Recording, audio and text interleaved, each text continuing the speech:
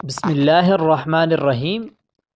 مشہور تابعی سعید بن مسیب کی لڑکی کی شادی کا واقعہ نہایت سبق آموز اور اسلامی تاریخ میں ایثار، ہمدردی، غربت پسندی اور سادگی کی شاندار مثال ہے۔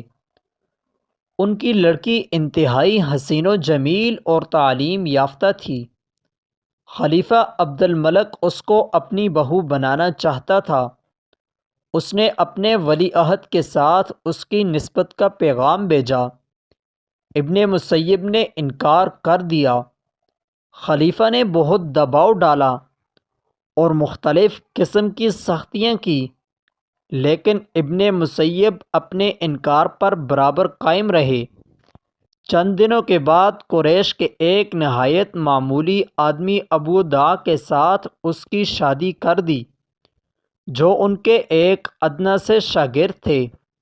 اس واقعے کے بارے میں خود ابو دع کا بیان ہے کہ میں سعید بن مسیب کے پاس پابندی سے جا کر بیٹھتا تھا۔ ایک مرتبہ چند دنوں کی غیر حاضری کے بعد جانے کا اتفاق ہوا۔ ابن مسیب نے پوچھا، اتنے دنوں تک کہاں غائب رہے؟ میں نے کہا، میری بیوی کا انتقال ہو گیا تھا، اس لیے حاضر نہ ہو سکا۔ فرمایا، مجھے خبر کیوں نہیں دی؟ میں بھی تجہیز و تکفین میں شریک ہوتا۔ تھوڑی دیر بعد میں جب اٹھ کر جانے لگا تو انہوں نے کہا، کیا تم نے دوسری کا انتظام کیا؟ میں غریب، نادر دوچار پیسے کا آدمی ہوں، میرے ساتھ کون شادی کرے گی؟ فرمایا، میں انتظام کروں گا، تم تیار رہو۔ میں نے کہا، بہت خوب۔ سعید نے اسی وقت 2-3 درہم پر میرے ساتھ اپنی بیٹی کا نکاح پڑھوا دیا۔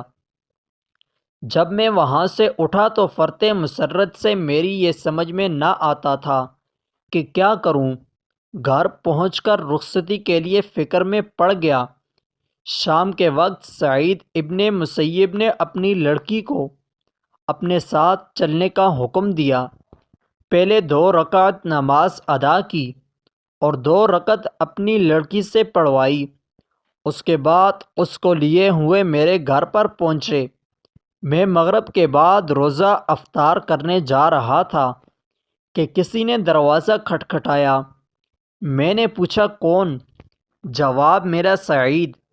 میں نے سوچا، سعید ابن مسیب تو اپنے گھر اور مسجد کے علاوہ کہیں آتے جاتے نہیں، آخر یہ سعید کون ہیں؟ اٹھ کر دروازہ کھولا تو دیکھا سعید ابن مسیب تھے۔ انہوں نے دیکھ کر میں نے کہا، آپ نے کیوں زحمت گواری کی؟ مجھے بلا بھیجا ہوتا۔ فرمایا، نہیں، مجھے تمہارے پاس آنا چاہیے تھا۔ پھر فرمایا، تم تنہا آدمی تھے اور تمہاری بیوی موجود تھی۔ میں نے خیال کیا کہ تنہا رات کیوں بسر کروں، اسی لیے تمہاری بیوی کو لے کر آیا ہوں۔ وہ ان کے پیچھے کھڑی ہوئی تھی۔ انہوں نے اسے دروازے کے اندر کر کے باہر سے دروازہ بند کر دیا۔ میری بیوی شرم سے گر پڑی۔ میں نے اندر سے دروازہ بند کر لیا۔ اس کے بعد چھت پر چڑھ کر پڑوسیوں میں اعلان کر دیا کہ آج ابن مسیب نے اپنی لڑکی کا عقد میرے ساتھ کر دیا اور اسے میرے گھر پہنچا کر چلے گئے ہیں۔ میری ماں نے دستور کے مطابق 3 دن تک اس کو بنایا سنوارا۔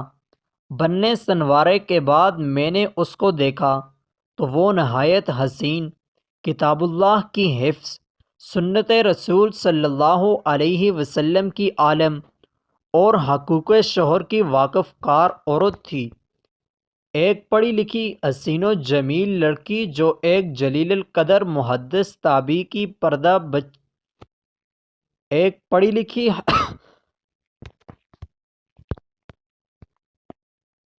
پڑھی لکھی حسین و جمیل لڑکی جو ایک جلیل القدر محدث تابعی کی پروردہ بچی تھی۔